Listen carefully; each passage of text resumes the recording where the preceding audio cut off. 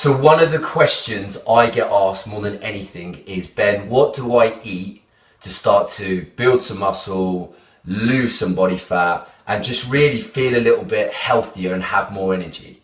But one of the frustrations a lot of guys have once you get into your 30s, 40s, 50s is they're busy. Now, so time really is something which they don't have a lot of. So what I want to do today is show you, using some smoothies, how to get some food, some nutrients, some nutrient-dense foods, some healthy foods that are going to give you that energy and fit them into your day when you feel like you haven't got a lot of time.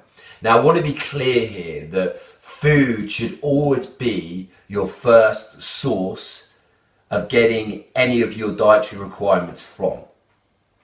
But saying that, we do sometimes want something that's convenient. So I want to show you how to do that. Now, one of the things that I would say is a bit of a game changer, really, more than anything, is having something like a NutriBullet, which is kind of, I suppose, like a blender. It's like a blender and a juicer in one. With NutriBullets, and again, it doesn't have to be a NutriBullet, it could be any brand. Then you're going to get the fiber and you're going to get the nutrients as well.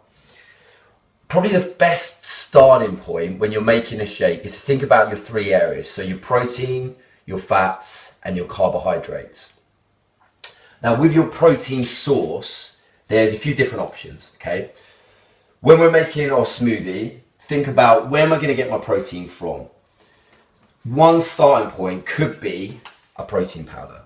So obviously there are millions of protein powders on the market. I've pretty much tried all of them over the last, 18 years or so now.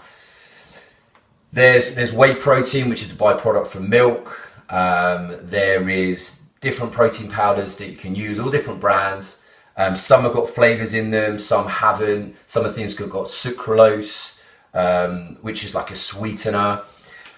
Personally, I would say one of the best ways to judge a kind of protein powder is on your sort of gut health and how well you digest it generally. Personally, I don't digest whey that well, so I go for more of a plant-based protein. So this is by Revolution Foods. It's a vanilla chocolate flavored rice and pea protein. It's about 20 grams of protein per scoop. In an average day, to give you an idea, without going too far into this, a lot of guys need at least sort of between 150 to 200 grams of protein to start to get to where they want to get to. So this is one that I use, and again, it's just to supplement your nutrition. I want to highlight that more than anything. Protein powders aren't the answer, they're just something that can help you. So I use this, it's called Super Blends vanilla chocolate flavored protein. I used to use something called Sun Warrior, and I found that I can digest this fine. So that's what I use at the moment. So without being too graphic, your poo is kind of a good indicator, is a good indicator of your health and how well you digest it. So, if you're starting to take some protein powders and you're not digesting it well, then you'll know about it. Okay, so other sources of protein you could use. This is another plant-based protein. It's soya. So soya, for me, wouldn't be the best choice really. I would, because soya can be a little bit estrogenic. There is some research suggests it can be estrogenic, which as a guy we don't particularly want. We want to boost growth hormone, testosterone. So soya isn't great, but you could use that if you wanted to. So that has about 4 grams of protein in it, where a scoop of the Revolution Foods got about 20 grams of protein in it.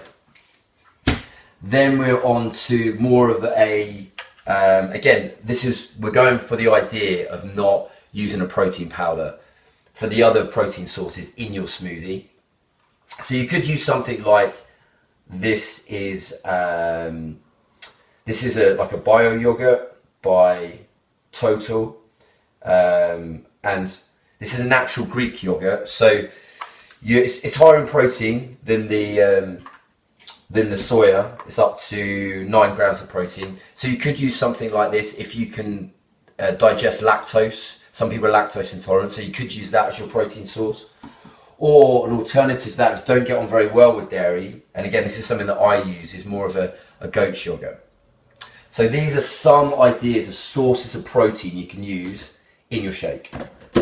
Now, milks. So what I'm giving you was alternative to like a cow's milk. So something like, we've got almond breeze, which is a kind of a cheaper, in terms of investment wise, is a cheaper alternative for almond milk. If you want to go a bit more high end with your almond milk, you could go for Rude Health. So that's really tasty. I'd say that's probably one of the nicest ones. Then you've got coconut milk. This could be an option for you as well. These are all dairy alternatives, not going to make a huge difference. Or rice dreams is another one, which is this isn't a dairy-based milk. So you've got your milk, you've got your protein, you've got your blender, your NutriBullet, and then we want a source of fats as well. So what I'm going to compare these two, getting this out of my wife's cupboard, big trouble. We've got two options in terms of fats here. So I've got a peanut butter and I've got an almond butter. Now, almond butter is ridiculously expensive, but it would be a better choice in terms of the fats that you're going to use. I mean, this is higher in protein. Oh no, sorry. This one's higher in protein. So your nut butter is high in protein, but it's higher in calories as well, and carbohydrates. Yeah, so this is nearly double the carbohydrates than your Meridian nut butter. So if you can afford the investment for the almond butter, I would go for that if you can. So have probably just a scoop in there. You've got to be careful with your fats because this is really high calorie. So you don't need too much of this. Then we're on to carbohydrates. So you could go for some oats, some bananas for your carb sources. So these will be perfect after training, ideally. If you want to get your carbs in then, that's a great time. And again, it's convenient. Now, if you did want to change it up and have some fibre in there, and again, the good thing with these shakes as well is you don't really taste the fibre. So you put some spinach in there and you're not really going to taste it that much. You can put literally a handful. I've got a smaller, we broke the other one, but I've got a smaller NutriBullet in there. So you could have like a handful, maybe half a handful of the spinach, and maybe some low GI fruits like some blueberries. So you've got a little bit of fibre in there as well, some fruits, and so you've got your, just to recap on all of this, you've got your protein. You can either use powder, the different yogurts, you've got different alternatives for your milks that aren't dairy, because I know a lot of people are intolerant to dairy or don't digest it very well, and there's different research into the quality of dairy nowadays anyway, so I always pretty much would favour an alternative milk, one of these. You've got your carbohydrates, your bananas and your oats. You've got your fats, your options there. You're only going to have a scoop of that. And then you've got your fibre and your fruits. You've got some nutrients in there. So that really is a good starting point. And you pick different things from then to blend, work together. And you've got a nice base. So if you've got that with you out during the day, and say you've had your lunch or struggling for breakfast, you could use something like that because it's convenient and it's easy. Okay guys, so what I'm going to do now is I'm just going to actually make it. So you actually see me making it. So I know a lot of guys want to be like, yeah, you show me all the ingredients, they're great. But I actually want to see you putting the amounts in and how much of each, okay? So I'm going to make one.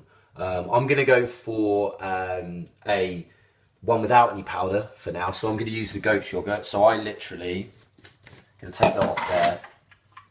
I'm going to use the sheep's yogurt. And one little tip as well is you can use some cinnamon to stop the spike of the insulin, which can affect fat loss sometimes. So I'm going to go for scoop. So I'm going for half. This can be a little bit expensive, I'm afraid. So I'm going to go for half the pot of the goat's yogurt.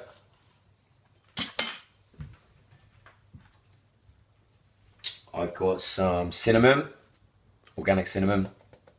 Put that bad boy in there. Then I'm going to go for half a banana. Here. Nice and simple. And then I'm going to go for the almond milk. This one's Rude Health. Call this the VIP shake because this is more expensive milk. I'm just going to pour that in there. I'm going to pour that in there, guys. And then from there,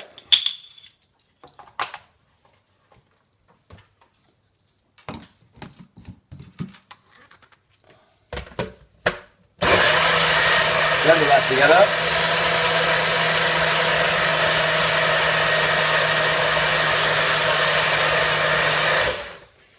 And there we go. All ready to go. So if you're someone that likes sort of a creamy based type of protein shake, you can put some nut butter actually, that's probably one. I'll tell you what, I'll show you that as well.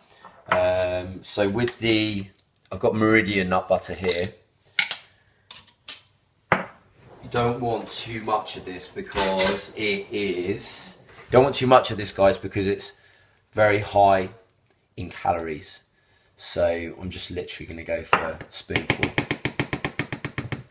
Gives it a bit of a base as well, chunks it up.